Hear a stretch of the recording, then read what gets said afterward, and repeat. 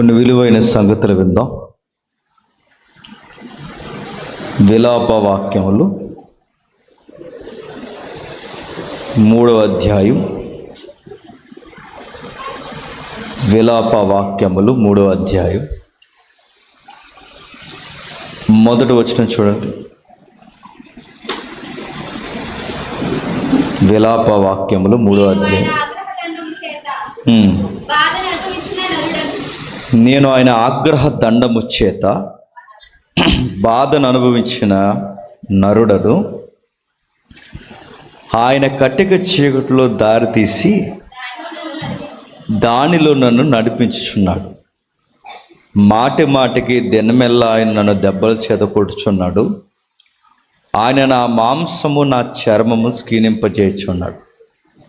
నా ఎముకలను ఇరగొట్టుచున్నాడు. అంతేనా? పర్లేదు, వదిలేండి. కొన్ని వాక్యాలు సందర్భానుసారంగా చదవకపోతే మనకేం అర్థం అవుతుంది. కొన్ని వాక్యాలు మనం చదువుతున్నప్పుడు దాని చుట్టూ జరుగుతున్న నేపథ్యం ఏంటో మనకు తెలియాలి. అది ఏమీ తెలియకుండా వాక్యాలు మనం చదివామనుకోండి, ఎందుకు బైబిల్ చదువుతున్నామో అర్థం ఉండదు అన్నమాట. అది ఇటీవల కాలంలో మీరు చూసారా, క్యాలెండర్ల మీద వాక్యాలు చదివే వాళ్ళు ఎక్కువైపోయారు.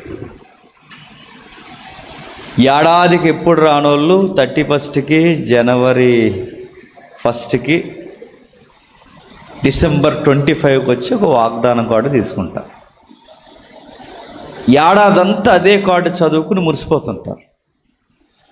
అలా చదివితే బైబిల్ అర్థం అవుద్దా? ఎప్పటికీ అర్థం కాదు.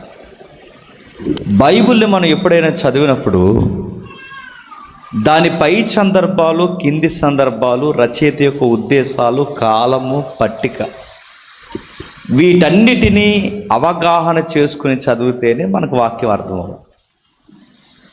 అలా ఏది కాకుండా తెలుగులో సామెత ఉంది, గుడ్డెద్దట చేలో పడిందట. అది గుడ్డిది. బంగారం లాంటి ఆహారం దాని ముందున్న ఆ ఆహారం తనకు తినడం చేత కాదు. ఎందుకు? గుడ్డిది. ఇది మీకు అర్థమైతే, బంగారం కన్నా అమూల్యమైనది వాక్యం. ఈ వాక్యాన్ని మన కళ్ళ ముందు ఎట్టినా మనకు ఎందుకు అర్థం అవ్వట్లేదు? ఆత్మీయ గుడ్డితనం అవుదామని దాన్ని నిర్లక్ష్యంగా వదిలేస్తున్నాం. చాలామంది బైబిల్ని ఏం చేస్తారంటే, కాస్త భయం వేస్తే తల దగ్గర పెట్టుకుని పడుకుంటారు. ఈ తల దగ్గర పెట్టుకుని పడుకుంటారని రాయలేదు దేవుడు, చదువుతావని రాశాడు. చెప్పే నా చేతుల్లో బైబిల్ పెట్టాడు, వినే మీ చేతుల్లో బైబిల్ పెట్టాడు. విని కాస్త జాగ్రత్తగా దానిలో నుంచి జీవిత సత్యాలు నేర్చుకోమంటాడు. ఇంకా మీకు అర్థం కావాలి అంటే, చాలామంది అడుగుతుంటారు, దేవా మాకు నడిపింపు దయచేయి, నడిపింపు దయచేయి. నడిపింపు ఎలా వస్తుందండి? బీరువా వారిని స్వరం వస్తుందా? నడిపింపు ఎలా వస్తుందండి? ఆకాశం విడిపోయి ఏమన్నా కుమారుడా, కుమార్తె అని వస్తుందా? నడిపింపు ఎలా వస్తుంది? దేవుడు చేయబట్టుకుని ఏమన్నా చెప్తాడా?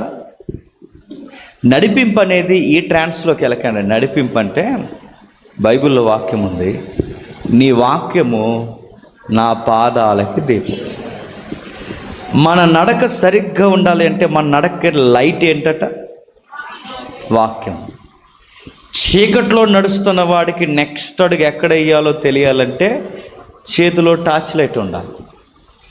ఈ ప్రపంచం అనే చీకట్లో బతుకుతున్న మనకి ఎలా మాట్లాడాలో, ఎలా నడవాలో మనకు తెలియచేయాలి అంటే మన కళ్ళ ముందు మనం ఉపయోగించాల్సింది ఒకటే, వాక్యం. ఈ వాక్యాన్ని ఎవరైతే బాగా అర్థం చేసుకుంటారో వాళ్ళకి ఎలా మాట్లాడాలో తెలుస్తుందంటే, ఈ వాక్యాన్ని ఎవరైతే బాగా అర్థం చేసుకుంటారో కాపరాలు ఎలా చేయాలో తెలుస్తుందండి. ఈ వాక్యాన్ని ఎవరైతే బాగా అర్థం చేసుకుంటారో, మళ్ళీ నేను చెప్తున్నాను, యంగ్ ఏజ్లో ఎలా ఉండాలో అర్థం అవుతుంది. ఈ వాక్యాన్ని ఎవరైతే బాగా అర్థం చేసుకుంటారో ఏ వ్యాపారాలు చేయకూడదు, ఏ వ్యాపారాలు చేయాలో అన్నీ అర్థం. అంటే జీవితం యొక్క బౌండరీస్ అన్నీ నేర్పించేది ఏంటి చెప్పండి? వాక్యం. ఈ వాక్యం మనకు అర్థం కావాలి అంటే ఎందుకు ఈ వాక్యాన్ని రాశారో మనకు అర్థం అవ్వాలి. ఇప్పుడు మనం విలాప వాక్యాలు కదిపాం. విలాపం అంటే చెప్పండి. మీరు త్వరగా స్పందించారనుకోండి, త్వరగా అయిపోతుంది. మీరు త్వరగా స్పందించలేదనుకోండి, త్వరగానే అయిపోతుంది. ఎందుకంటే రేపు మరి సండే వర్షిప్లు ఉన్నాయిగా. ఓకే, విలాపం అంటే ఏడుస్తున్నారు. ఎందుకు ఏడుస్తున్నారు? ఎవరు ఏడుస్తున్నారు? దేశం ఏడుస్తుంది. దేశమంతా ఎందుకు ఏడుస్తుంది? అన్యరాజుల పరిపాలన గొడ్డు పరిస్థితులు తీసుకొచ్చింది. ఊహించింది ఒకటే, జరిగింది ఒకటి. పరిస్థితి రోజు రోజుకి దిగజారిపోయింది. ఎవరో వచ్చారు, వీళ్ళ పంటలు లాక్కుంటున్నారు, వీళ్ళ కష్టార్జితాన్ని వెనకేసుకుంటున్నారు. చేసింది సరిపోలేదని సంసారం చేస్తున్న స్త్రీలను బయటికి తీసుకొచ్చి అత్యాచారం చేస్తున్నారు. ఇంకా ఏం చేస్తున్నారు? పెళ్లి కాని ఆడవారిని కూడా బహిరంగపు అత్యాచారాలు చేస్తున్నారు. పంట పొలాలు లాగేసుకుంటున్నారు, పట్టణాన్ని ఆక్రమించేస్తారు.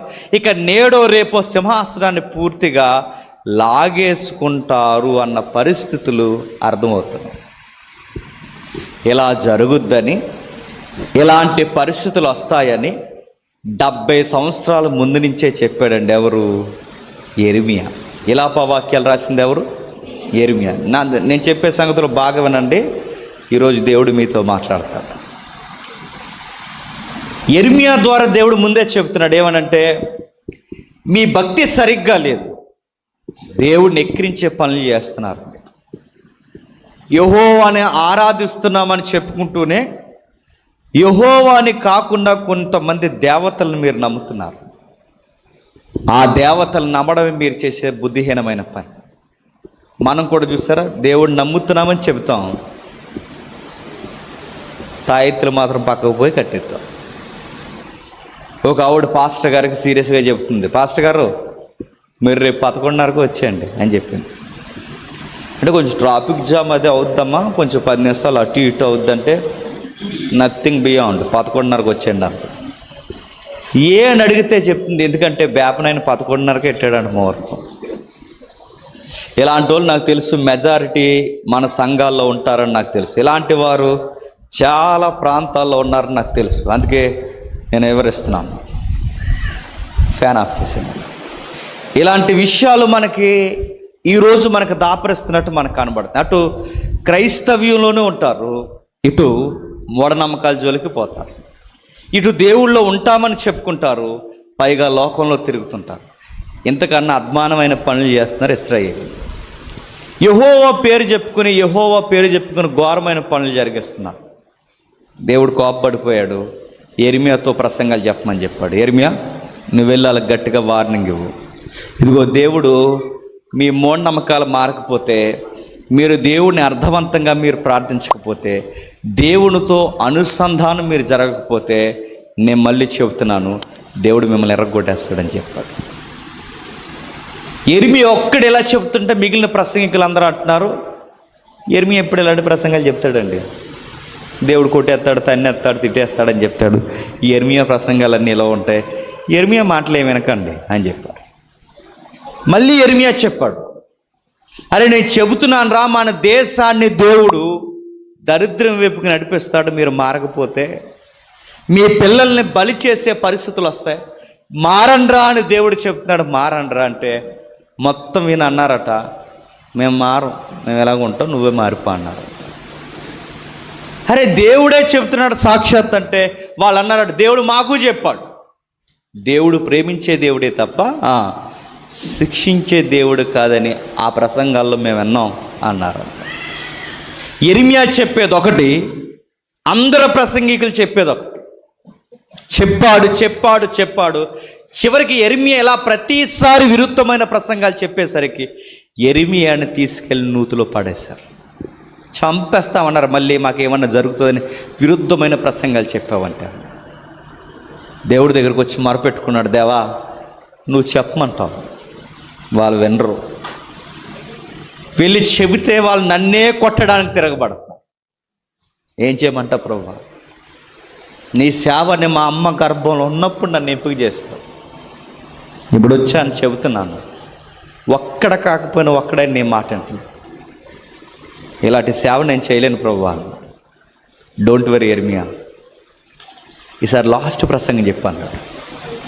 వెళ్ళాడు, మళ్ళీ లాస్ట్ ప్రసంగం చెప్పాడు. ఒరే మారమంటున్నాడు రా దేవుడు మిమ్మల్ని అందరినీ, మారకపోతే పంటలు, పశువులు, పిల్లలు అందరినీ అన్యులు ఎత్తుకుపోతారంటరా అని చెప్పాడు. మొత్తం విన్న అన్నారు, జరిగినప్పుడు చూసుకుందాలే అన్నారు. ఇలా ప్రతిసారి ఎర్మియా ప్రసంగాన్ని వ్యతిరేకించారండి.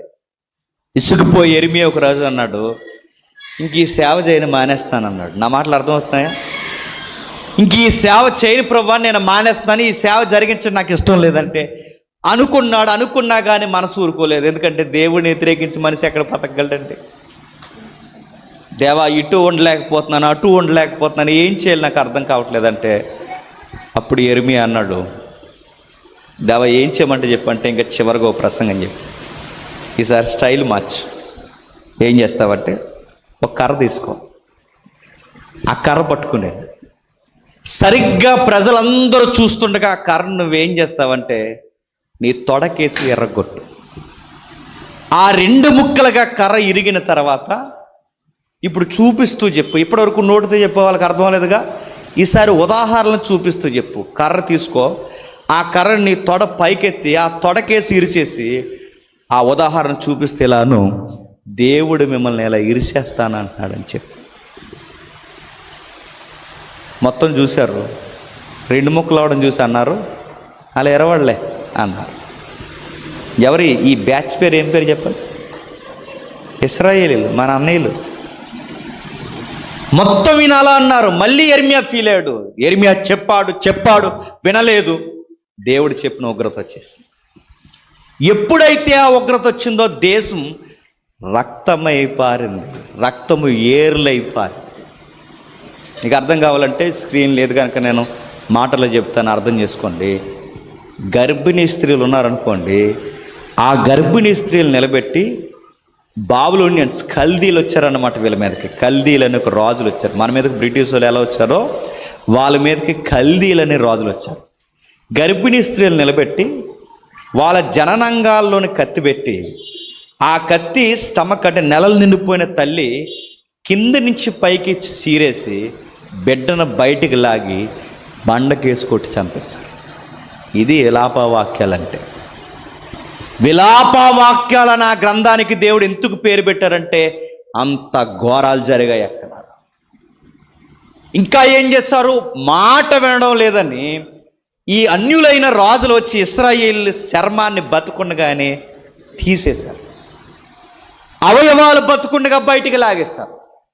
ఒక్కడే కాదు, 2 కాదు, ఇక దేశాన్ని అడ్డు అదుపు లేకుండా దులుమాడేస్తారు. అలాంటి టైంలో ఎర్మియా ఏడుస్తూ రాసిన పుస్తకం పేరే ఇలా. ఎవరు మీకు చెప్పాను అంటే ఎర్మియా గ్రంథం తర్వాత ఉండాల్సిన పుస్తకం ఏంటి చెప్పండి? విలాపవాక్యాలు. ఎందుకంటే ఏం జరుగుద్దో చెప్పింది ఎర్మియా, ఆ చెప్పింది ఎలా జరిగిందో వివరించే గ్రంథం విలాపవాక్యం. అర్థమవుతుందా? అంటే ఏం జరగబోతుందో చెప్పిన ప్రవచన గ్రంథం ఎర్మియా గ్రంథం అయితే, అది ఎలా జరిగిందో వివరిస్తూ ఏడుస్తూ రాసిన గ్రంథం విలాపవాక్యాలు. ఏం జరిగింది మచ్చుకు మీకు అర్థం కావాలి అంటే 5వ అధ్యాయంకి రండి ఒకసారి. 5వ అధ్యాయం 5వ అధ్యాయం మొదటి వచనం. యెహోవా మాకు కలిగిన శ్రమ జ్ఞాపకం చేసుకొనుము, దుష్టించి మా మీదకి వచ్చిన నింద ఎట్టుదో చూడుము. మా స్వాస్యము పరదేశుల వశమైన. ఎవరు ఈ పరదేశులు? ఎవరు గుర్తుపెట్టుకోవాలి మీరు. పరదేశులు ఎవరు? కల్దీలు. కల్దీలకి కేరఫెడ్రస్గా తదనంతరం వ్యవహరించింది ఎవడు? నెబుకద్నెజరు. ఆడెవడని అడగండి, తెలుసు కదా నెబుకద్నెజరు. అంటే ఈ నెబుకద్నెజరే కల్దీలకి తర్వాత చాలా మెయిన్ హెల్డర్గా పనిచేశాడు. పెద్ద ఆడే ఆ రాజ్యాల్లో. అలాంటి రాజ్యం వాళ్ళ మీదకి వచ్చింది, ఎత్తుకెళ్ళిపోయింది వీళ్ళు. ఎత్తుకెళ్ళిపోయినప్పుడు ఏం జరుగుతుందో రాస్తున్నాడు చూడండి. మేము దిక్కు లేని వారము, తండ్రి లేని వారము, మా తల్లులు విధవరాండ్లైరి. ఏమయ్యారట? దిక్కు లేని వారు అయిపోయారంటే పెద్ద దిక్కు లేకుండా చేసేసారు. తండ్రులను చంపేశారు, తల్లులను విధవరాండ్లను చేసేసారు. ద్రవ్యమిచ్చి నీళ్లు త్రాగితమే, క్రయమునకు కట్లు కొనుక్కుంటే.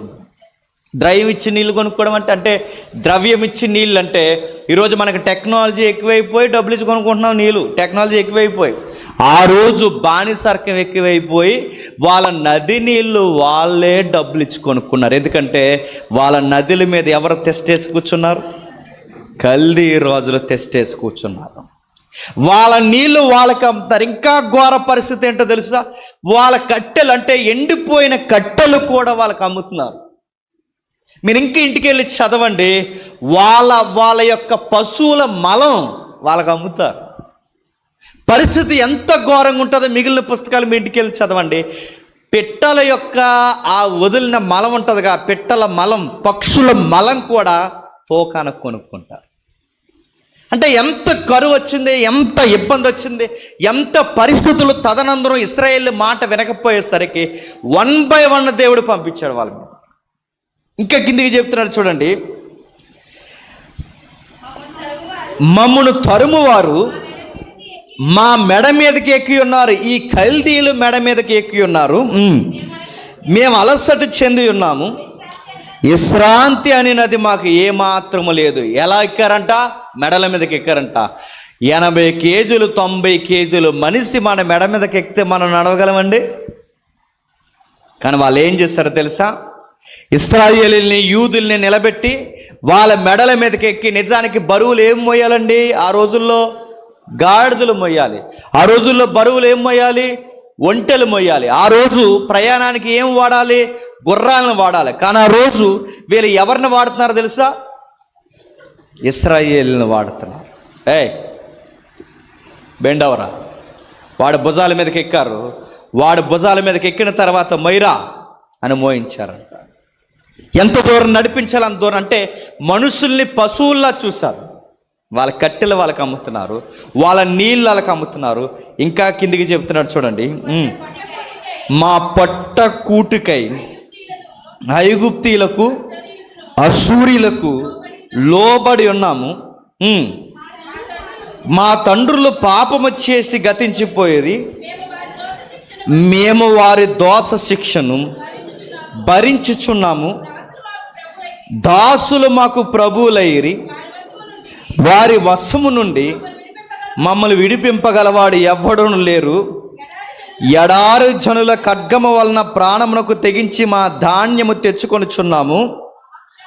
మహాక్షేమం వలన మా చర్మము పొయ్యి వలె నలుపెక్కెను. శత్రువులు సియోనులో స్త్రీలను చెరిపేశారు, యోధా పట్టణంలోని కన్యలను చెరిపేశారు. చేతులు కట్టి అధిపతులను ఉరి తీసేశారు. వారు ఏమాత్రము పెద్దలను గణపరచలేదు. యవనలను తెరగట్టరాయిలు మోపరి, బాలురు కట్టెలు మోయ జాలక తడబర్రి. పెద్దలు గుమ్మముల యొద్ద కూడుట మానేశారు, యవనస్తుల సంగీతము మానేశారు. ఒక మాట అర్థమవుతుందా? దేవుడు ఏమని సెలవిస్తున్నాడో తెలుసా? ఇశ్రాయేలుకి 5 ఏళ్ళు నోట్లోకి ఎక్కేసరికి కళ్ళు ఎక్కడికి పోయాయండి? నెత్తి మీదకి పోయాయి.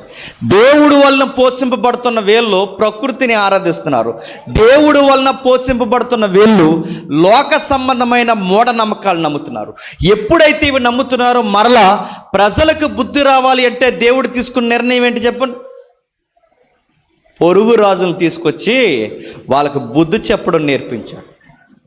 ఎప్పుడైతే వాళ్ళకి పొరుగు రాజులను తీసుకొచ్చి బుద్ధి చెప్పడం నేర్పిస్తున్నాడో ఇప్పుడైనా దేవుడి వైపుకి తిరగాలి. అప్పుడు వాళ్ళు గుండెలో బాదుకుని ఏడుస్తున్నారు, దేవా మా పరిస్థితులు ఎలా అయిపోయాయి ప్రభువా, మా తల్లులు విధవరాండ్లు అయిపోయారు, మా తండ్రులు చచ్చిపోయారు, మా స్త్రీలను బయటికి తీసుకెళ్ళి చెరిచేస్తున్నారు, మా కన్యలను వివాహానికి పనికి రాకుండా అత్యాచారం చేస్తున్నారు, చివరికి మా నీళ్లు మేము కొనుక్కుంటున్నాం, కట్టెలు మేము కొనుక్కుంటున్నాం, సంతోషం అనే సంగీతమే మా ఊర్లో వినబడడం మానేసి. నేను అడుగుతున్నానండి, ఇలాంటి శ్రమ మనకు కలిగినప్పుడు మనం ఏం చేస్తాం చెప్పండి? ఊరుదులు వెళ్ళిపోతాం. ఇంకా ఏం చేస్తాను చెప్పండి? మనకి శ్రమలు ఎక్కువైతే ఏం చేస్తాను చెప్పండి? మిమ్మల్ని అడుగుతున్నాను. మీకే కనుక శ్రమ ఎక్కువైతే ఏం చేస్తారు? శ్రమను ఎదుర్కోవడం చేత కానీ చాలామంది ఈ మధ్య ఏం చేస్తున్నారు తెలుసా? చెప్పండి. సూసైడ్ చేసుకుంటున్నారు. ఇంకా ఏం చేస్తున్నారు? మొగోళ్ళు అయితే చెప్పండి, తాగుబోతులు అయిపోతున్నారు. మరికొంతమంది ఏమైపోతున్నారు? ఏ ఎమ్మెల్యే దగ్గరకో, ఏ ఎంపీ దగ్గరకో, ఏ మోతుబరి దగ్గరకో పరిగెడుతున్నారు. నేను అడుగుతున్నాను, శ్రమలు ఎలా ఎదుర్కోవాలో మనకి రాదు. శ్రమను ఎలా నిలబడాలో మనకు రాదంటే, విలాప వాక్యాలు నీకు నాకు ఏమి నేర్పిస్తున్నాయంటే, శ్రమలలో ఎలా నిలబడాలి. నీకు అప్పులు వచ్చాయా? నిలబడు. నీకు వ్యాధుల చేత ఇబ్బంది ఉందా? ఎలా నిలబడాలో విలాప వాక్యాలు చదువు. నీ కుటుంబమే పెద్ద దిక్కు లేకుండా రోడ్డున పడిపోయి నీ తండ్రి లేని పరిస్థితులు వచ్చాయా? నిలబడు. ఎలా ఉండాలో చూపిస్తాడు. అంటే విలాప వాక్యాలు నీకు నాకు ఏమి నేర్పిస్తుందంటే, శ్రమలలో ఎలా ఉండాలో నేర్పిస్తుంది. ఎలా ఉండాలి, ఎలా ఉండాలో ఒక్కసారి 3వ అధ్యాయం 25 వచనం రండి. 3వ అధ్యాయం 25 వచనం. తన్ను ఆశ్రయించు వారి ఎడల యెహోవా దయాళుడు, తన్ను ఎత్తుకు వారి ఎడల ఆయన దయచూపువాడు. యెహోవా అనుగ్రహించు రక్షణ కొరకు ఓపికతో కనిపెట్టుట మంచిది. ఏం సెలవిస్తున్నాడండి? ఏమని రాస్తున్నాడు చూడండి. మొట్టమొదట శ్రమలో ఉన్నప్పుడు మనం నేర్చుకోవాల్సిన మొట్టమొదటి పాయింట్ ఏంటో తెలుసా? దేవుడు చెప్పండి దయాళుడని నమ్మాలి. ఏమని నమ్మాలి? దేవుడు దయాళుడు. దయాళుడంటే మనతో వచ్చిన గొడవ చెప్పండి. మనం పూర్తిగా తెలుగు రాదు, ఇంగ్లీష్ రాదు, అది గొడవ. నేను అడుగుతున్నాను, దయాళుడంటే మనకి ఇంగ్లీషే బాగా అర్థమవుతుంది. గాడ్ ఈజ్ గుడ్ అని గుర్తుపెట్టు. దేవుడు తగిన సమయమందు మన మీద జాలి చూపించే దయగలవాడు. జాలికి మరొక అర్థం దయ, దయకు పర్యాయ పదం జాలి. వీటన్నిటికీ మనకి ఈ ట్రెండ్లో అర్థమైన పదం గాడ్ ఈజ్ గుడ్. అంటే శ్రమలో మనం మొట్టమొదటి నేర్చుకోవాల్సింది ఏంటి చెప్పండి? నా శ్రమలను చూసే దేవుడు ఉన్నాడు. నా అత్త నన్ను ఇబ్బంది పెడుతుందా? బాధపడుకో. 100కి ఫోన్ చేయకు, మీకే చెప్తున్నాను.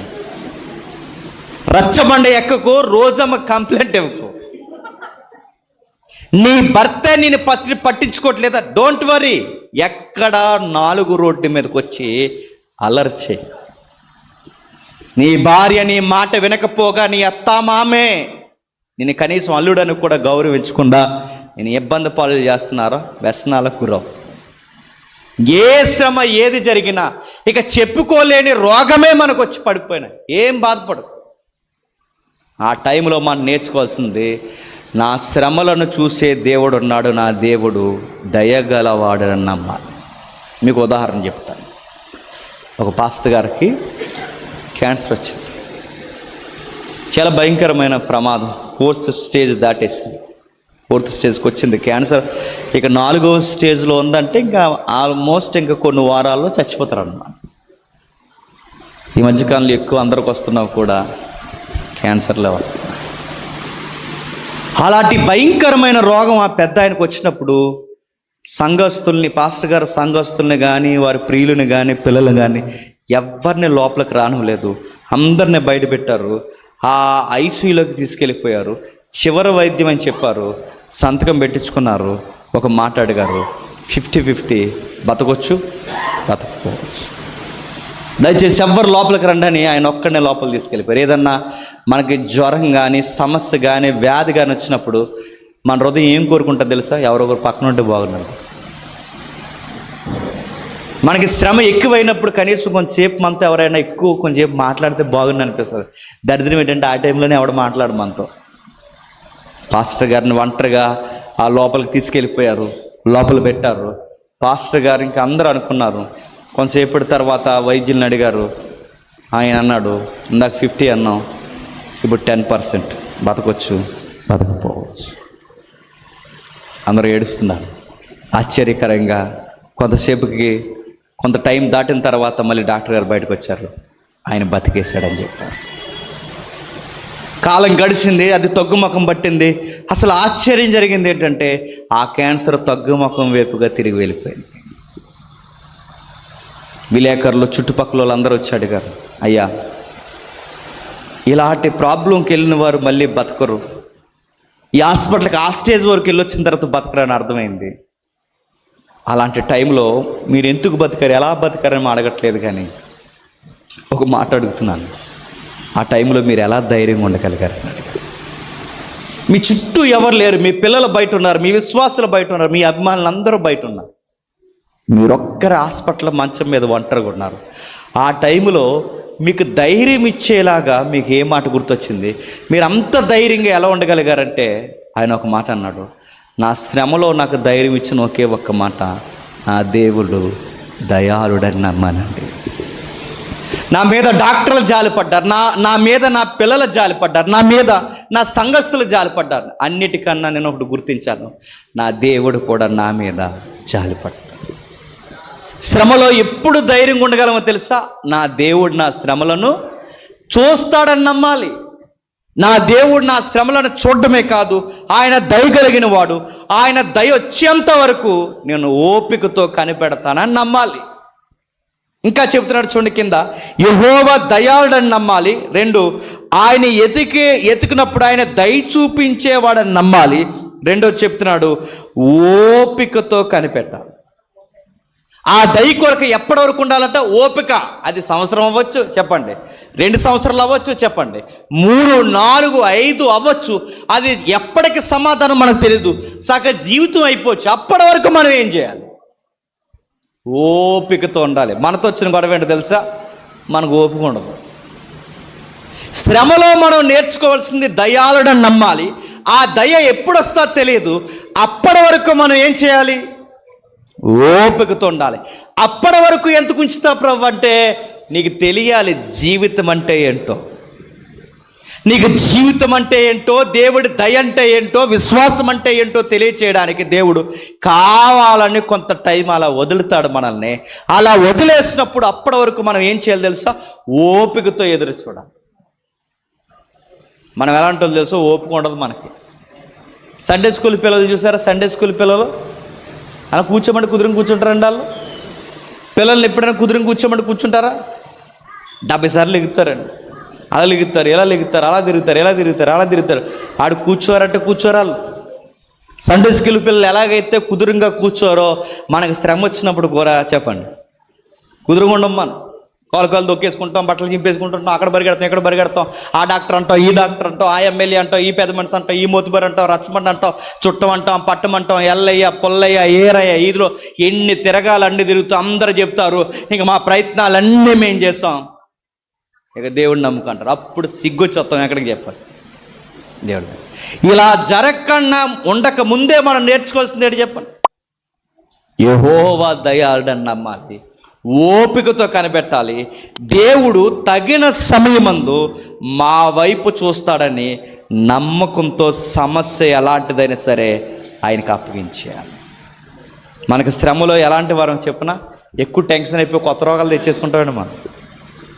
కరోనా టైంలో మీరు గమనించారు, కరోనా టైంలో కరోనా రాలేదు, పాడు లేదు, వచ్చింది లేదు. ఆ లక్షణాలు ఎలాగ ఉంటాయని చెబితే భయపడిపోయి చచ్చిపోయిన ఉన్నారు తెలుసా? కరోనా గురించి టీవీలో చూసి టెన్షన్ అయిపోయి మోషన్స్ పడేసిన ఉన్నారు తెలుసా? కరోనాయే కాదు, మనం ఎలా ఉంటా తెలుసా? శ్రమలో మనకి స్టాండింగ్ ఉండదు. ఎప్పుడు గుర్తుపెట్టుకోండి, శ్రమలో నువ్వు ఆందోళన చెందావో బైబిల్ అంది, శ్రమలో కృంగిన ఎడల చేతగానుడు అవుతావు. ఎక్కువ టెన్షన్ అయిపోకు. ఏమవుద్ది? మహా అయితే ఆకాశం ఇడికి మీద పడిపోద్దా? ఏమవ్వదు.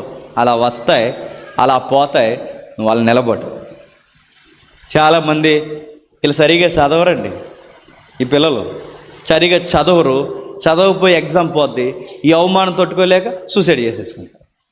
ఫెయిల్ అయిపోతే ప్రపంచంలో ఎవడ ఫెయిల్ అయిపోయాం, మళ్ళీ రాస్తాం, దానికే చచ్చిపోవడం దేనికండి? ఫెయిల్ అయిపోతే చనిపోతారు. అప్పు కట్టకపోతే చెప్తావు. అప్పులోడు వచ్చాడట, ఈదో నిలబడి అడిగాడట, ఈదో నిలబడే వరకు నువ్వెందుకు కూడా వచ్చావు? ఒకవేళ అడిగాడు, అడిగేదో అంటాడు అంటే అన్నీ దానికే చనిపోవడం దేనికి? ఓ మాట చెప్పండి, కడతాం అని చెప్పండి. నేను సీరియస్గా చెప్తున్నాను. నేను ఈ మాట అనకూడదు, లైవ్ వెళ్తున్నా కానీ ఈ మాట అనకూడదు. కట్టకపోతే బ్యాంక్ కూడా చేసేది ఏం లేదండి, అది గుర్తుపెట్టుకోండి. దాని కొరకు అప్పు కన్నా ప్రాణం గొప్పది గుర్తుపెట్టుకోండి. అప్పుల కొరకు చచ్చిపోకండి. మొన్న తల్లి అప్పులు కట్టలేక చిన్న పిల్లలకి తాను విషం పట్టించి తాను విషం తాగి చచ్చిపోయింది. సబబు అది. కట్టకపోతే ఏం చేస్తారండి? ఏం చేస్తారు? ఏం చేయరు. సీరియస్ చెప్తున్నాను. అలానే కట్టకండి, సిగ్గు లేకుండా ఉండకండి, కట్టేయండి. అప్పు తీసుకున్న కనీసం మానవత్వం ఉండదు కదా మనకి, కట్టేయండి. కానీ ఒకటి మాత్రం గుర్తుపెట్టుకోండి, అప్పుల కొరకు చచ్చిపోకండి, సంవత్సరం చనిపోకండి. ఎదురు చూడండి, దేవుడు తగిన సమయం ఇస్తాడు. అప్పటి వరకు నమ్మకంగా ఎదురు చూడండి. దేవుడు ఎర్మియా ద్వారా నీకు నాకు ఏం నేర్పిస్తున్నాడు? ఓ పక్క జనాలను చంపేస్తున్నారు, మరో పక్క స్త్రీలను చరిచేస్తున్నారు, మరో పక్క మరణం గెద్దలా తిరుగుతుంది దేశం మీద, రకరకాల విన్యాసాల దేశం మీద తిరుగుతున్నప్పుడు ఎర్మియా ఇశ్రాయేలుకి ఏం నేర్పిస్తున్నాడు? మీరు అటు ఇటు పరిగెట్టకండి, దేవుడు దయాడని నమ్మండి, అప్పటి వరకు ఓపికగా కనిపెట్టండి, ఎక్కడికి చెదిరిపోకుండా ఉన్నారు. కిందికి ఇంకా నేర్పిస్తున్నారు చూడండి, 27వ వచనంలో, యవ్వన కాలమున కాడు మోయిట నరునికి మేలు, అతని మీద దాన్ని మోపినవాడు యెహోవాయే. ఈ మాట ఎంతమందికి అర్థమైందండి? యవ్వన కాలమున యెహోవా కాడు మోయిట మేలు, నరునికి మేలు. చాలామంది యవనస్తులు చదువుతారు ఇది. యవ్వన కాలమున యెహోవా కాడు మోయడం అంటే అందరూ అనుకుంటారు సేవ అనుకుంటారు. కానీ ఇక్కడ సందర్భంలో సేవ కోసం కాదు, ఇక్కడ చెబుతున్నది ఏంటో తెలుసా? యెహోవా కాడంటే ఇప్పుడు ఆ శ్రమను అనుమతి ఇచ్చింది ఎవరండి? దేవుడే. ఇప్పుడు ఈ శ్రమను దేంతో పోలుస్తున్నాడు? కాడి. ఈ కాడి లాంటి శ్రమను వేల మీదకి దేవుడు ఎందుకు అనుమతి ఇచ్చాడు? మాట అంటలేదు కనుక. నా మాట అర్థమవుతుందా? వీళ్ళ మాట వినడం లేదు కనుకే ఈ శ్రమను అనుమతించాడు. నా వైపు చూడండి, ఏమవుతుందండి, భద్రాలు ఏం పడతలేదు. నా వైపు చూడండి, వర్షం పడుతుంది అనుకుంటా. మీ సౌండ్ చాలా డిస్టర్బెన్స్ ఉంది, అందుకే నేను చాలా కంట్రోల్గా ఉండి చెప్తున్నాను. నాకు కొంచెం అటెన్షన్లో ఉన్నాను. బయటకు వెళ్తుందో వాయిస్, లోపల తక్కువ. ఓకేనా? మీరు అటు చూడండి అంటే నేను కంటిన్యూ చేస్తాను. రైట్. యెహోవా కాడు మోయట మేలు. యెహోవా కాడు మోయట మేలు అంటే ఏంటి? యెహోవా కాడు మోయట దేవుడు కొట్టినప్పుడు గుర్తుపెట్టుకోండి, దేవుడు మమ్మల్ని కొట్టిన ఆయన్ని అంటు పెట్టుకుని ఉంటామని ఆయన వైపు చూడాలి, ఆయన వైపు చూడాలి. ఇక్కడ యెహోవా కాడు మోయడం అంటే వీళ్ళు ఫీల్ అవుతున్నారంటే యవనస్తులు అందరూ, మా నాన్నలు ఏదో చేస్తే మేమెందుకు మోయాలి ఇది, అది వాళ్ళ ఫీలింగ్. ఇప్పుడు ఇశ్రాయేలు పెద్దలు తప్పులు చేశారండి, ఆ తప్పులు చేస్తే ఆ పనిష్మెంట్ ఎవరి మీదకి కూడా వచ్చింది? పిల్లల మీదకి వచ్చింది. అదేంటి పెద్దలు తప్పులు చేస్తే పిల్లల మీదకి ఎలా వస్తుంది? పిల్లల మంచోళ్ళ కదంటే ఎందుకు రాదు? ప్రశ్న అడగనా? బాబు బాగా తాగెత్తాడు అనుకోండి, తండ్రి తాగి అవయవాలు పోగొట్టాడు అనుకోండి. ఈ అవయవాలు పోయిన తర్వాత ఇతనికి చిన్న పిల్లలు ఉన్నారు అనుకోండి, భార్య ఉందనుకోండి వయసులో, వీడు తాగి అవయవాలు పాడు చేసుకుంటే ఇప్పుడు తీసుకెళ్ళి హాస్పిటల్లో జాయిన్ చేస్తారు. వీళ్ళకి ఆ మాత్రం వీడేమీ సంపాదించలేదు. ఇప్పుడు ఇతను ఎలా బతికించాలో వీడికి తెలియదు. ఏ పాస్ పనో చేయడానికి పోతుంది, ఎక్కడో దిక్కున ఏదో ఒక పని చేస్తుంది, పని దొరకదు. చివరికి కొంతమంది సిగ్గు విడిచి నేను ఈ మాట అనకూడదు, ఏదో తప్పుడు పని చేస్తాను. చివరికి ఎలా బతికించుకోవాలో తెలియదు. చివరికి ఇతని వలన నాకు లైఫ్ లేదనుకుని బిడ్డను వదిలేసిపోతుంది. వీడు తాగుబోతు అలవాటుకి తన కాపురాన్ని వదిలేసి బారిపోయింది. వీడు తాగుబోతు వ్యవహారానికి పిల్లలు, చిన్నపిల్లలు, ఈ చిన్నపిల్లలు ఏమవుతారు? వీళ్ళకి సరి అయిన ఆహారం దొరక్క ఏ సిగ్నల్ దగ్గర నిలబడి అడుక్కుంటారు. ఎవరింటికో పోయి అడుక్కుని తింటుంటారు. నేను అడుగుతున్నాను, వాళ్ళ నాన్న తాగితే ఈ శ్రమ ఏలెందుకు అనుభవిస్తున్నారు? వాళ్ళ నాన్నకు పుట్టారు కనుక. మీకు అర్థమవుతుందో లేదో నా మాట? మీకు అర్థమవుతుందా? అంటే తండ్రులు చేసిన తప్పులు వాటి శిక్షలు ఎవరి మీద పడతాయి చెప్పండి? పిల్లల మీద కూడా పడతాయి. మరొక రివర్స్ చెప్తాను. నాన్న బాగా సంపాదించి, అమ్మ నాన్న బాగా డబ్బులు సంపాదించి దాచారనుకోండి, రేపొద్దున ఎవరు సుఖపడతారండి? అంటే నాన్న బాగుంటే సుఖపడేది పిల్లలే, అమ్మ నాన్న పాడైతే పాడయ్యేది పిల్లలే. వీళ్ళు ఏం ఫీల్ అవుతున్నారంటే ఇక్కడ ఇశ్రాయేలు యువకులు, మా అమ్మ నాన్న ఏదో పాపాలు చేస్తే మేమెందుకు ఈ శ్రమ కాడి మోయాలంటే దేవుడు యెరెమీయా ద్వారా అన్నాడు, ఒరే ఎందుకు మోయాలని అనకండి, దేవుడే ఆ శ్రమ అనుమతించాడు, అది మోయట మీకు మేలే. ఎలా మేలవుద్ది అంటే ఆయన శ్రమను గౌరవించి మీరు మేలుకరంగా అలా ఉంటే దేవుడు మిమ్మల్ని గణపరుస్తాడు. అంటే ఇక్కడున్న యవనస్తుల శ్రమలో ఎవరున్నారని అడిగితే ఎవరుంటారో తెలుసా? దానియేలు తెలుసుగా, దానియేలు స్నేహితులు తెలుసుగా. ఈ దానియేలు ముగ్గురు స్నేహితులు, వీళ్ళని గమనించండి, వీళ్ళు ఏ టైంలో సెరకెళ్ళారు? సరిగ్గా ఇలాప వాక్యాలు ఏదైతే మనం చదువుకుంటున్నామో ఈ దానియేలుని ఎప్పుడు చెరగా తీసుకెళ్ళిపోయారు? సరిగ్గా ఇదిగో ఈ వాక్యాలు చదువుతున్న టైంలోనే వాళ్ళని చెరకు తీసుకెళ్ళిపోయారు. దానియేలుని సింహాల బోన్లు వేశారుగా, దానియేలు స్నేహితుని అగ్ని గంధకాల్లో వేశారుగా. అంటే వీళ్ళు ఆ యవనస్తులు ఇప్పుడు ఆ శ్రమ అనుభవిస్తున్నారు. మేము ఈ శ్రమ ఎందుకు మోయాలి? మా పితరులు తప్పు చేస్తే దేవా ఈ శిక్ష మేమెందుకు మోయాలని దానియేలు అన్నాడా? మౌనంగా శ్రమను అనుమతించాడు. అగ్ని గంధకాల్లో ఆయన తీసుకెళ్ళి ఆ ఇద్దరు స్నేహితుల్ని, ముగ్గురు స్నేహితుల్ని పడేస్తే, ఆ పడేసిన తర్వాత వాళ్ళేదో తప్పు చేస్తే ఈ అన్యుల చేతుల్లో మేము అగ్ని గంధకాల్లో పడడం ఏంటి ప్రభు అని వాళ్ళు ఏమన్నా బాధపడ్డారా? మౌనంగా ఒక మాట అన్నారు, దేవుడు మమ్మల్ని రక్షించినను రక్షించకపోయినను మా దేవుడు గొప్పవాడు, మా దేవుడు దయాళుడు అన్నారు. అంటే శ్రమలు దేవుడు అనుమతిస్తాడంటే అనుమతిస్తాడు. నేను చదువుకోమని నేను చదువుకోమని యవనస్తులుగా నేను పంపిస్తారు, నీకు చదువు అప్పదు, తల్లిదండ్రులు అంటే గౌరవం ఉండదు, నీకు పెద్దల పట్ల గౌరవం ఉండదు, నీకు భవిష్యత్తు పట్ల బాధ్యత ఉండదు. నీకు గౌరవం, బాధ్యత, చదువు పట్ల ఒక కమిట్మెంట్ లేనప్పుడు నీకు చదువు చంద్య అబ్బకపోతే రేపు పొద్దున దేవుడు పాపం బిడ్డ సరిగ్గా చదువుకోలేదు, ఈ బిడ్డకి తగిన ఉద్యోగం ఇవ్వాలని దేవుడు అనుకుంటాడా?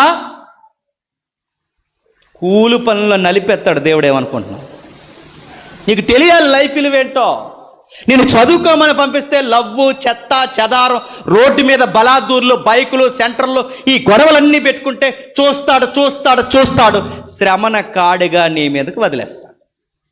నీకు సంసారం విలువ తెలియదు, మాటికి భార్యను కొడతావు, మాటికి తన మీద తిరగబడతావు, మాటికి నువ్వు భర్తను ఎదిరిస్తావు, మాటికి నీ ఇంట్లో వెళ్ళిపోతానంటావు. వెళ్ళిపో. ఆ శ్రమ ఎలా ఉంటుందో చూపిస్తాడు. చివరికి మీకు దూరం పెరిగేలా దేవుడేమి అమ్మ ఇడిపోకండమ్మా, ఆగండమ్మా అని దేవుడేం బతినాడు, ఇడిపోండి మీ తెక్కి ఎలా వదిలించాలో అలా వదిలించేస్తాడు.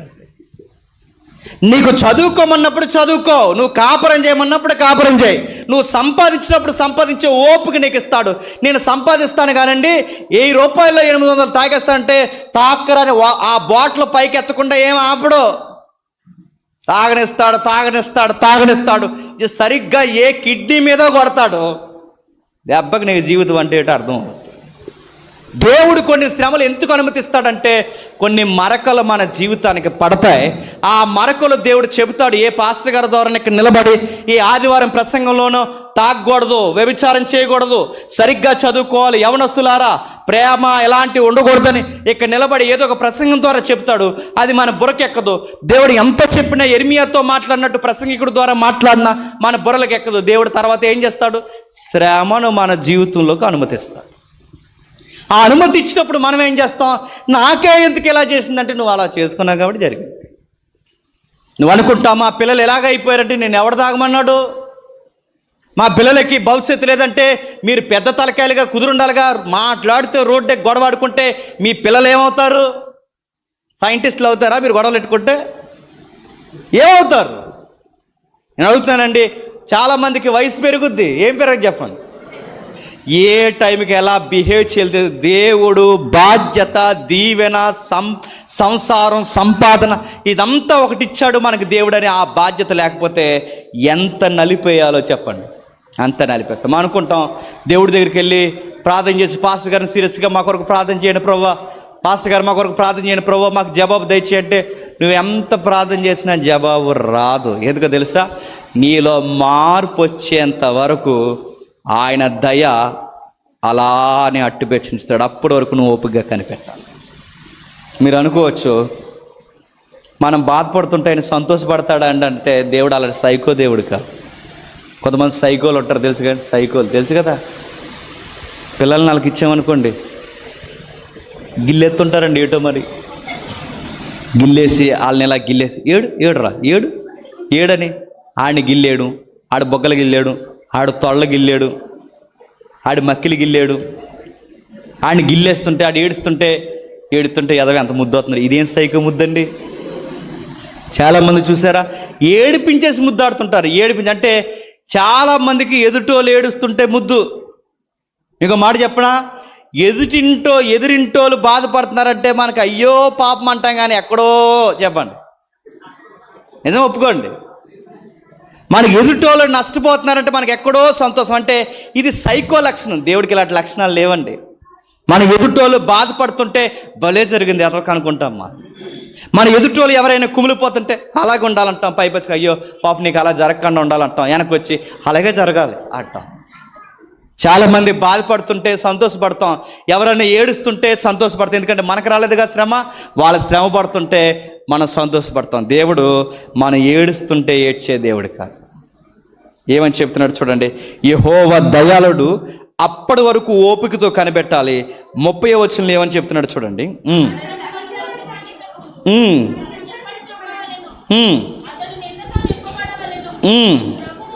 ప్రభువు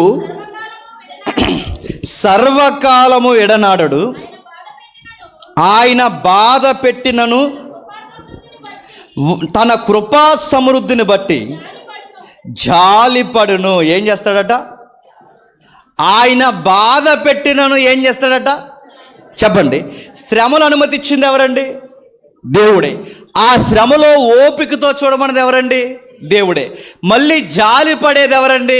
దేవుడే. అదేంటి, శ్రమ పెట్టడం ఎందుకు, జాలి పడ్డం దేనికి? అది ఎలాంటిదంటే, పిల్లలు కొన్నిసార్లు చెప్తాం, రే అందులో ఏలు ఎట్టకరా అని చెప్తాం. ఎందులో ఆ ప్లగ్లు ఎడుతుంటాడు. ఎందులో ప్రమాదం ఉందో అందులో ఏలు ఎడుతుంటాడు ఎవరు? పిల్లగాడు. కొంతమంది ఆ క్యాండిల్స్ లేదా ఆ దీపాల దగ్గర పోయి అందులో ఏలు ఎడుతుంటారు. ఎన్నిసార్లు చెప్పినా వినరు. చెప్తాం అందులో ఏలు పెట్టకరా. చెప్పినప్పుడు వినకపోతే అమ్మ ఏం చేస్తుంది చెప్పండి?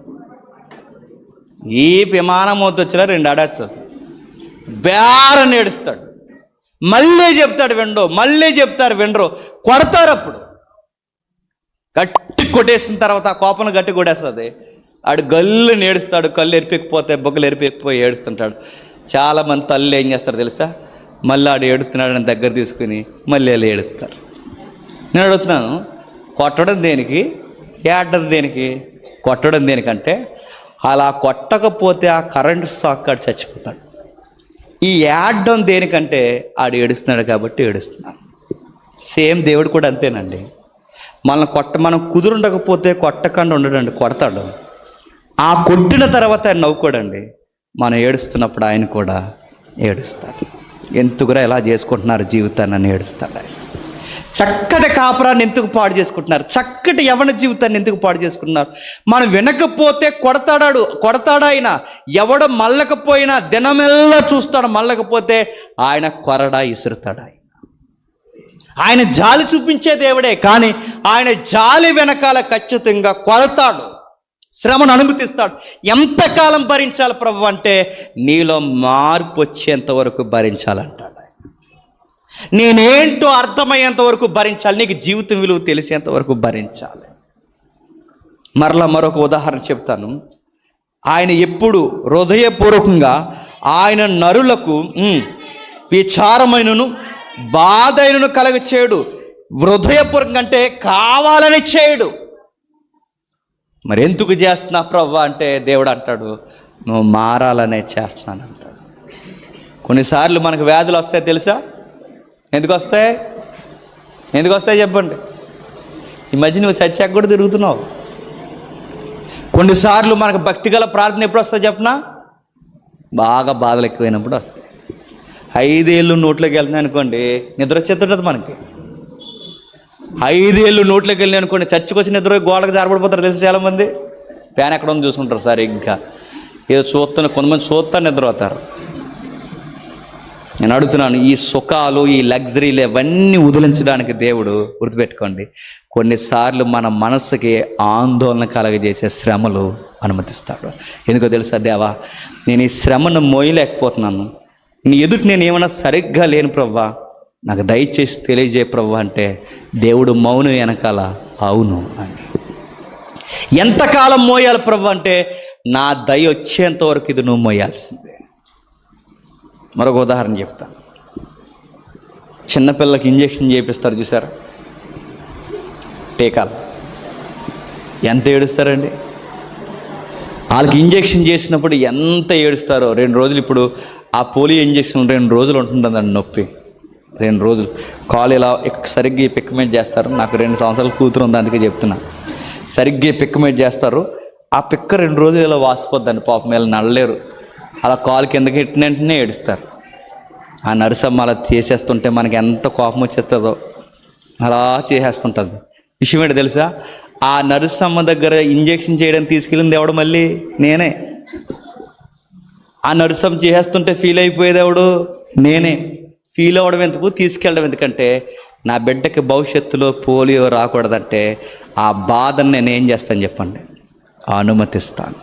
ఇది మీకు అర్థమైతే కొన్ని అప్పుల బాధలు, కొన్ని ఒంటరితనాలు, కొన్నిసార్లు గొడవలు, కొన్ని ఇబ్బందులు నా జీవితంలోకి ఎందుకు అనుమతిస్తున్నావు ప్రభు అంటే కొన్ని విషయాలు నువ్వు నేర్చుకోవాలి. కొన్ని శ్రమల ద్వారా నువ్వు పాఠాలు నేర్చుకోవాలి. ఓపికతో ఉండాలి. నా వైపు గానముగా చూడాలి. కిందికి ఒక మాట చెప్తున్నాడు చూడండి, 39వ వచనంలో, సజీవులు ఎలాగూ మూలుగుదురు, నరులు తమ పాప శిక్షను బట్టి ఎలాగూ మూలుగుదురు,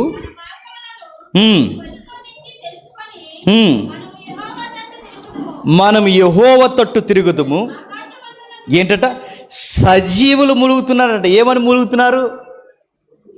మాకే ఇన్ని శ్రమలు ఎందుకు వస్తున్నాయని మూలుగుతున్నారట. యెర్మీయా ప్రశ్న వేస్తున్నాడు, మీరెందుకు మూలుగుతున్నారు?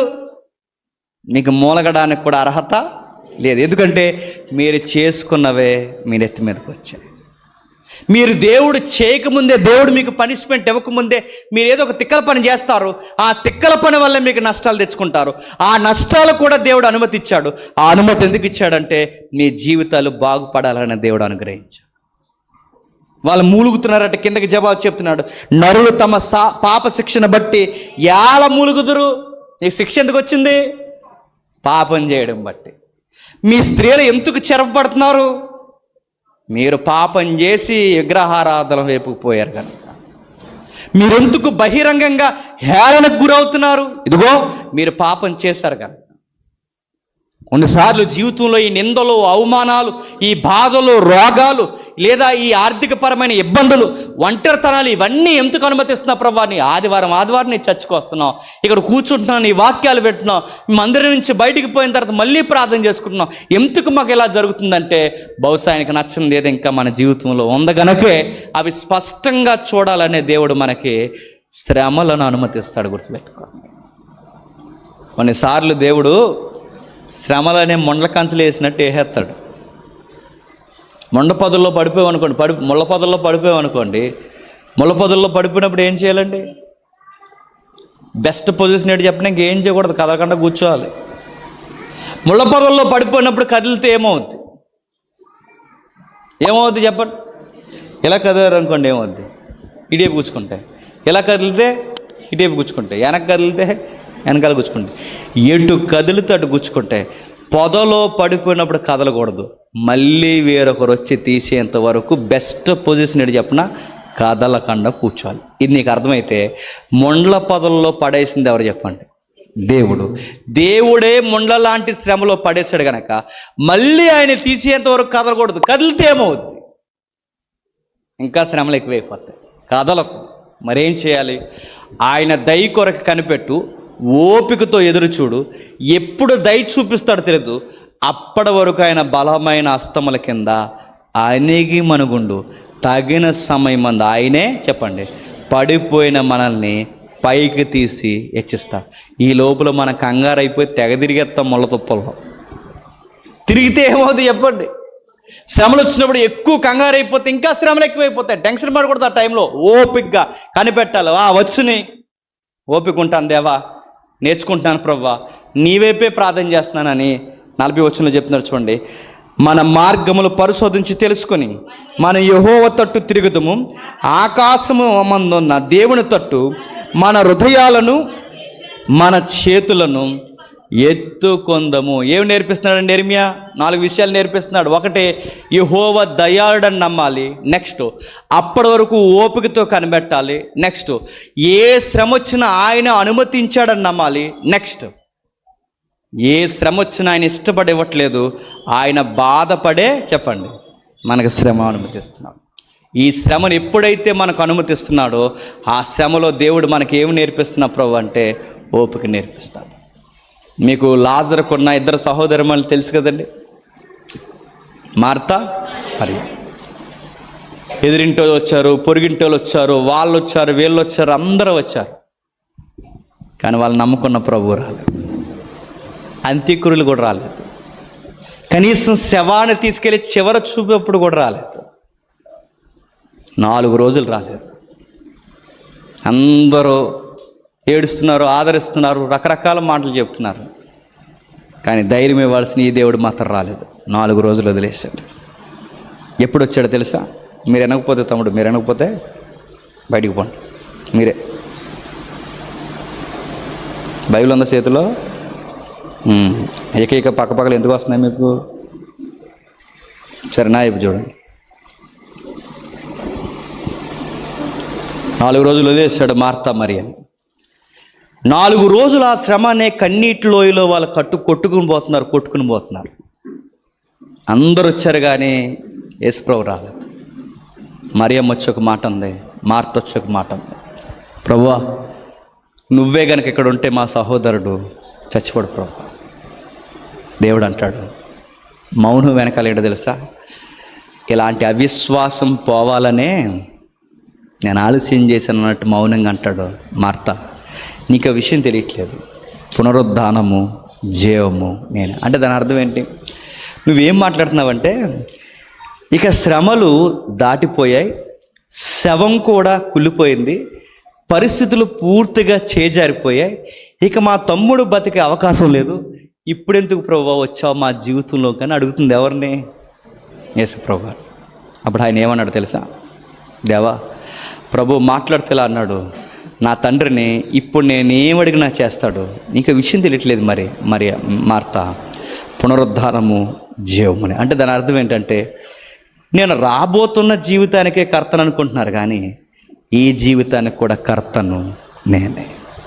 అంటే ఈ జీవితాన్ని ఎలా నడిపించాలో నా చేతుల్లో ఉంది, రాబోతున్న నిత్యత్వం జీవితం కూడా నా చేతుల్లో ఉంది. మీరు శ్రమలను చూసి ఏమనుకుంటున్నారంటే ఇక జీవితం అయిపోయింది, ఇంకెవ్వరూ బాగు చేయలేరు అనుకుంటున్నారు. కానీ నేను మీకు చెప్తున్నాను, నేను అనుకుంటే ఈరోజే బాగు చేయగలను. లాజరు బయటికి రా అని. మన దేవుడు ఎంత గొప్పవాడో తెలుసా? కుళ్ళిపోయిన శవాన్ని కూడా సజీవంగా మార్చేశాడు. ఎండిన ఎముకలకు జీవాన్ని ఇచ్చాడు. 30 ఏళ్ళు లేవలేని ఆ రోగిని లేపి మళ్ళీ చక్కటి ఆరోగ్యాన్ని ఇచ్చాడు. నేను అడుగుతున్నాను, ఎంతకన్నా కష్టాలు మనకి ఎక్కువ వచ్చాయంటారా? లేదు. ఏదో చిన్న అప్పుల బాధ, ఏదో చిన్న రోగం బాధ, చిన్న సమస్య, ఏదో పిల్లలు ఆలస్యమయ్యారు, దీనికే నువ్వు ఎంత టెన్షన్ అయిపోతే బైబిల్లో భక్తులు చూడు తమ ప్రియులను పోగొట్టుకున్నారు.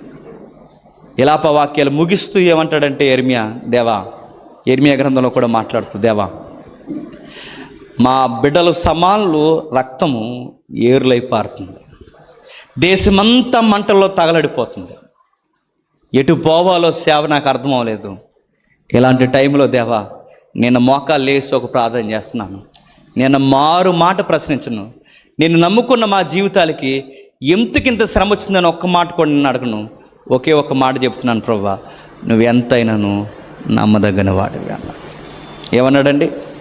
నువ్వు ఎంతైనా అంటే పరిస్థితులు ఎలా ఉన్నా ఎవరిని నమ్మాలి చెప్పండి? మేము పిల్లలను పుడితే దేవుడిని నమ్ముతాం, పిల్లలు పుట్టే ఏరు దిక్కుని పోయి రాళ్ళు బేరుతాం అనకూడదు. పుట్టినా పుట్టకపోయినా నమ్మాలి, గుర్తెట్టుకో. మా అప్పులు తీరితే యేసుప్రభుని నమ్ముతాం, అప్పులు తీరకపోతే వేరే దిక్కునికి పోతామంటే అప్పుల కోసం యేసుప్రభుని నమ్మకూడదు. తీరినా తీరకపోయినా యేసుప్రభుని నమ్మాలి. మాకు ఉద్యోగాలు వస్తే దేవుడిని నమ్ముతాం, రాకపోతే వేరొక దేవుడిని నమ్ముతాం అనకూడదు. వచ్చినా రాకపోయినా దేవా మాకు ఏ సమయం మంది ఏమి ఇవ్వాలి నీకు తెలుసు, అప్పటి వరకు మేము ఓపికతో కనబడతాం, నువ్వు ఎంతైనాను నమ్మదగిన వాడు. మా డాక్టర్లు మాకు చేతులు ఎత్తేచ్చు, మా పరిస్థితులు మమ్మల్ని ఎక్కిరించేలా ఉండొచ్చు, మా చుట్టూ ఉన్నవారే మమ్మల్ని చూసి నవ్వచ్చు. కానీ మాకు ఎన్ని జరిగినా మా జీవితం ఏంటి, మాకు ఏ మార్గం కనబడక ఇన్ని ప్రశ్నలు మాకు ప్రశ్నార్థకంగా ఉండిపోయి మాకు ఏ మార్గం దొరకపోవచ్చు. అయినా మాకు ఏ మార్గం దొరకపోయినా కన్నీటి లోయలో మేము కొట్టుకుపోతున్న ఒక మాట అంటున్నాం, ప్రభువా ఎంతైనాను నమ్మదగిన వాడు. ఇప్పుడు చెప్పండి, శ్రమలు వస్తే ఏం చేస్తారు చెప్పాలి, ముగించేస్తున్నాను. శ్రమలు వస్తే ఏం చేస్తారు? యెహోవా దయాళుడని నమ్మాలి. ఎంతకాలం నమ్మాలి? ఆయన దయ చూపించేంత వరకు ఓపికతో నమ్మాలి. ఎలా నమ్మాలి? ఆయన మనల్ని బాధ పెడుతున్నప్పుడు కావాలని పెడుతూ ఆయన సంతోషిస్తున్నాడని నమ్మకూడదు. మనం బాధపడుతున్నప్పుడు ఆయన కూడా బాధపడుతున్నాడని నమ్మాలి. 4వది, మాకే ఇంతకు ఇలా జరుగుతున్నాయి, ఈదులు అందరూ బాగున్నారు అనకూడదు. ప్రభువా మేము చేసుకున్నాం కాబట్టే మాకు జరుగుతున్నాయి. అందుకే ఆకాశం వైపు చేతులెత్తి మోకాళ్ళు వేసి, దేవా ఎంతైనా మేము పాపం చేసిన వారమని ఒప్పుకుంటున్నాం, మా పాపాలని క్షమించని ప్రార్థన చేయాలి. ఈ ప్రాక్టీస్ మీరు చేయండి. నేను చెప్తున్నానండి, మీకు ఎంత పెద్ద శ్రమ అయినా త్వరలోనే మీ దేవుడు మీకు జవాబిస్తాడు. ఇదే ప్రార్థన, పాపపు ఒప్పుకోలు ప్రార్థన మీరు చేయండి. దైవజనుల చేత ప్రార్థన చేసి నాలాంటి చేత ప్రార్థన చేస్తే జవాబు రావచ్చు రాకపోవచ్చు అండి. కానీ ఒక మాట చెప్తున్నాను, మీ అపరాధాలు ఒప్పుకొని ప్రార్థన చేయండి, దేవుడు మీకు జవాబు ఇస్తాడు. దేవా ఈ శ్రమ మాకు వచ్చింది, మేము ఒప్పుకుంటున్నాం ప్రభువా, ఈ శ్రమలో ఎలాగైనా మేము నిలబడతాను ప్రార్థన చేయండి, దేవుడు మిమ్మల్ని ధైర్యపరుస్తాడు. శ్రమల్లో క్రైస్తవుడు నేర్చుకోవాల్సింది తెలుసా? ధైర్యం నేర్చుకోవాలి. బయట వాళ్ళు అడుగుతారు, రే మాకే కనుక ఇలాంటి శ్రమలు వస్తే మేము వెంటనే చచ్చిపోతాంరా, మీరు ఎలా ధైర్యంగా ఉండగలుగుతున్నారు అన్నప్పుడు మీరు చెప్పాలి, మీరు ఎందుకు చచ్చిపోతారంటే మీ జీవితాల్లో దేవుడు లేడు. మేమెందుకు చనిపోమంటే మా జీవితాల్లో నమ్మదగిన దేవుడు ఉన్నాడు, దయ చూపించే దేవుడు ఉన్నాడు. మీ శ్రమలకి ఒక నిరీక్షణ లేదు, మా శ్రమలకి ఒక నిరీక్షణ ఉంది. అందుకే అపోస్తులు అంత శ్రమ పట్టుబడుతున్నా వాళ్ళు ఎలా ధైర్యంగా నిలబడగలిగారంటే వాళ్ళకు ఒక నిరీక్షణ ఉంది. ఈరోజు చంపబడినాను, ఒకరోజు దేవుడు వచ్చి మమ్మల్ని తిరిగి లేపుతాడు. ఈరోజు కొరడాలతో కొట్టబడిన దేవుడు ఒకరోజు నిత్యత్వంలో మమ్మల్ని బంగారు సింహాసనాల మీద మమ్మల్ని కూర్చోబెడతాడు. మీకు అర్థమైందో లేదో, చాలామంది ప్రార్థన చేస్తారు, పాస్టర్ గారి దగ్గరకు వచ్చి శ్రమలు తీసేమని ప్రార్థన చేస్తారు. దేవుడు ఏం శ్రమలు తీయడండి, మీరు గుర్తుపెట్టుకోండి. శ్రమలు తీసే ప్రభువా, శ్రమలు తీసే ప్రభువా, శ్రమలు తీసే శ్రమలు తీయడండి. ఈ దేవుడితో వచ్చిన గొడవ ఏంటో తెలుసా? శ్రమలను జయించే శక్తినిస్తాడు. మీరు అనుకుంటారు మాకు విరుకులు తీసే ప్రభు, విరుకులు తీసంటే ఇరుకులు తీయడండి, ఇరుకులలోనే విశాలసిస్తాడు. నా అనుభవంతో చెప్తున్నాను, నా అనుభవంతో మళ్ళీ చెప్తున్నాను, ఏమనకండి, ఎవరికి సంజేసి చెప్పకండి. రకరకాల కుక్కలు బయట వాగుతాయి, ఏం మాట్లాడకండి, మౌనంగా ఉండండి. తగిన సమయం అందు వాళ్ళ నోరులు మోయిస్తాడు. దేవుడు తగిన సమయం అందు మనల్ని హెచ్చిస్తాడు. ఎవరైతే మనల్ని నిందించారో వాళ్ళే మన దగ్గరకు వచ్చి క్షమాపణ కోరుకుంటారు. దేవుడు ఎలాంటి ఎక్స్పీరియన్స్ మనకి ఇస్తాడంటే, అదిగో హాస్పిటల్ మంచం మించలేసిన ఆ పాస్టర్ గారిని చూడండి, చాలామంది విగత జీవులు గుండి చావు అంచుకల్లో వచ్చిన ఆ పాస్టర్ గారిని చూడండి, అనేకుల జీవితాల్లో ధైర్యాన్ని పొందుకున్న ఆ భక్తుల జీవితాన్ని చూడండి. మనం కూడా ధైర్యంగా ఉండగలం. లేదు మాకు శ్రమ వచ్చింది, 3 వారాల నుంచి వస్తున్నాం ఈ సన్నిధికి, మాకు జవాబు రావట్లేదంటే 7 వారాలు వచ్చినా రాదు. నీకు ఇలాంటి ఫీలింగ్ ఉంటే ఈ చర్చి కదా ఆ చర్చికి వెళ్తే పని అవుతుందంటే ఆ చర్చికి వెళ్తే నీకు ఈ చర్చిలోనే తిరం లేనప్పుడు ఏ చర్చికి వెళ్ళినా నీకు రాదు. ఇక్కడ కాదు, ఈ దేవుడు కాదు, ఆ దేవుడి దగ్గరికి వెళ్ళేది పని అవుతుందంటే ఎలాగే తిరుగు, మళ్ళీ ఇంటికి వస్తాయేమో చూడు. దేవుడి దగ్గర ఓపికగా ఉండు. దేవ మాకు ఎందుకు శ్రమలు ఇస్తున్నామంటే నీ కొన్ని మొండి మరకలు ఉన్నాయి, అవి పోయేంత వరకు దేవుడు మనల్ని చెప్పండి తోముతూనే ఉంటాడు. నీకు విలువ తెలియాలి, నీ కాపురం విలువ తెలియాలి, నీకు చదువు విలువ తెలియాలి. ఎవరెవరి జీవితాల్లో ఏ విలువ తెలిసేలా దేవుడు పాఠాలు నేర్పిస్తాడు. అప్పటి వరకు ఆ శ్రమలు మనకి అలాగే ఉండిస్తాడు. దేవుడు మిమ్మల్ని దీవించునుగాక.